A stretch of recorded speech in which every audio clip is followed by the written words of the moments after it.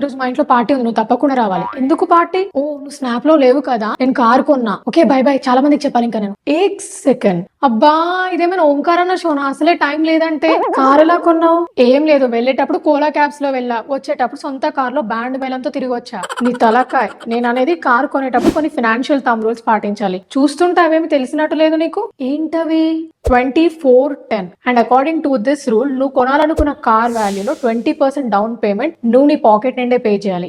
And మిగతా 80% ఏదైతే loan తీసుకుంటావో ఆ లోన్ టెన్యూర్ 4 years కన్నా మించి పెట్టకూడదు. అండ్ 10 అంటే నీ కార్ ఎక్స్పెన్సెస్ నీ మంత్లీ ఇన్కమ్ లో 10% కన్నా మించి ఎక్సీడ్ అవ్వకూడదు. లెట్స్ అజ్యూమ్ నీ మంత్లీ ఇన్కమ్ 1 lakh అనుకుంటే car EMI, fuel, maintenance cost ఇవన్నీ కలిపి కూడా 10,000 కన్నా మించి ఎక్సీడ్ అవ్వకూడదు. అరే ఇప్పుడు ఏం చేయాలి? సిఏ షరజోక్స్ అని ఫాలో అవ్వాలి. అండ్ మీరు కూడా ఫాలో అయిపోండి. బై ది వే, ఇల్లు కొనడానికి కూడా ఒక థంబ్ రూల్ ఉంది. అదేంటో తెలియాలంటే కామెంట్స్ లో ఎస్ అని టైప్ చేయండి. I will make a video on that.